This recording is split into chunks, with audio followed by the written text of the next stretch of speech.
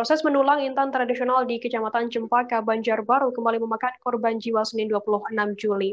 Sebanyak 2 korban meninggal dunia dan 2 orang lainnya mengalami luka-luka akibat tertimbun tanah longsor bekas pendulangan yang berdekatan dengan bekas lokasi PNANE Katambang di RT 13 RW 1, Kelurahan Bangkal, Kecamatan Cempaka, Kota Banjarbaru.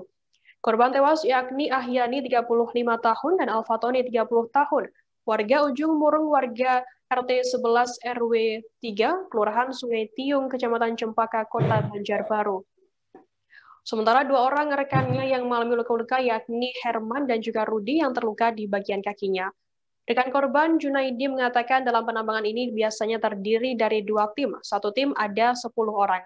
Junaidi menambahkan saat itu kedua korban sedang melakukan aktivitas mendulang dengan bersama rekan pekerja lainnya dengan kedalaman 5 meter dari permukaan tanah.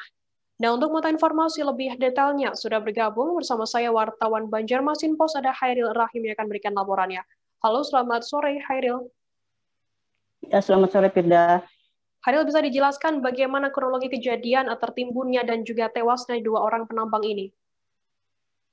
Ya Firda, terima kasih banyak. Seperti diketahui, penambang intan tradisional di Kecamatan Cempaka, Banjarbaru itu melakukan aktivitasnya setiap pagi. Terus setelah mereka itu biasanya berkelompok antara 7 sampai 10 orang.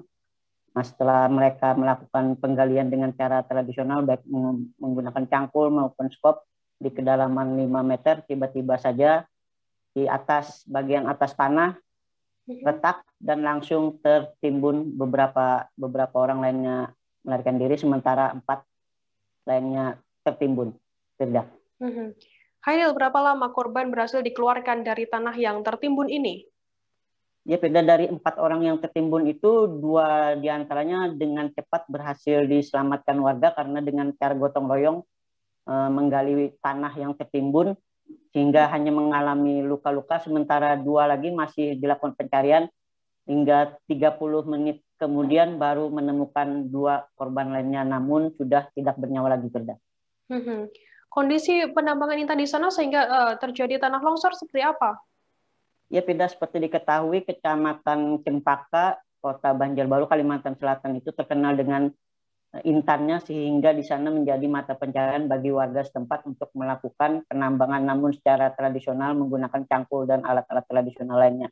Di sana itu mereka setiap pagi melakukan aktivitas di beberapa tempat sehingga dalam sehari itu mereka mampu mendapatkan 1 atau 2 butir intan. Selain intan juga di situ kita ada juga beberapa emas, dan menurut keterangan warga di situ dalam 1 hari ada 2 sampai 3 gram emas bisa ditemukan, emas mentah maksudnya. Tidak. Apa upaya atau tindak lanjut dari pihak terkait, mungkin dari pemerintah atau mungkin dari pihak penanggung jawab pertambangan untuk mengantisipasi agar hal ini tidak terjadi kembali? Hairil. Firda, karena di sana adalah pertambangan emas tradisional sehingga mereka hanya melakukan secara manual dan berkelompok secara tradisional saja. Pemerintah Kota Banjarbaru juga sudah beberapa kali melakukan himbauan agar mereka tidak melakukan penambangan dan selalu mengutamakan keselamatan. Namun karena ini pertambangan tradisional, maka mereka kebanyakan sudah turun-temurun, jadi sudah menganggap pekerjaan hal yang biasa di sana, tidak. Oke. Dari Benar, tadi jurnalis kami juga sempat melakukan wawancara dengan Junaidi, rekan korban sesama penambang intan tradisional, dan berikut liputannya untuk Anda. Daerah kawasan Bangkal. Di mana Pak tadi Pak? Di Sungai Dadap, Bengkira ya. Di mana Pak yang tertimbunnya tadi di ini sebelah sini lah. Ini kan orangnya 2 unit. Pak, bisa dijelaskan Pak kronologis kejadiannya Pak? Kejadiannya saat itu kan ulun nih kada gabung di sini juga begawi lah. Juga di lain akan mancing. Pak. Sedangkan orang jadi ulun nulungin. Nah, jadi pas nulungin kada sampai setengah jam dapat orangnya langsung 2 orang. Oh, berdua Pak lah. Berdua. Kondisinya gimana Pak? Saat ini ibaratnya sudah meninggal dunia. Meninggal lah. Pak, berapa orang sih Pak yang mendorong di sini Pak? Orangnya 2 unit kan 20. Iya, 1 unitnya 10. Jadi yang tertimbun 2 orang. 2 orang. Yang lain sempat lari atau gimana Pak? Lagi ada juga yang sakit-sakit. Oh, jadi sakit tidak ikut? Sakit ada juga yang berdua. Nggih. Jadi kada hadir Pak lah. Hadir. Nggih. Oh. Pak, itu siapa, atas nama siapa Pak yang meninggal Pak? Ahyani dan Tony. Itu warga mana Pak? Warga Basung. Oh. Ujung Wurung. Nggih. Pak, itu bisa dijelaskan Pak, tertimbunnya itu tanahnya itu runtuh dari atau gimana Pak? Atau runtuh mulai atas itu kan di atas kan pohon itu ada kola kan pasti bawahnya. Ya. Tanah itu kan mungkin ibaratnya sudah agak bangka-bangka itu belah. Belah. Nggih. Jadi kan pas ada percikan air itu kan langsung runtuh. Nggih.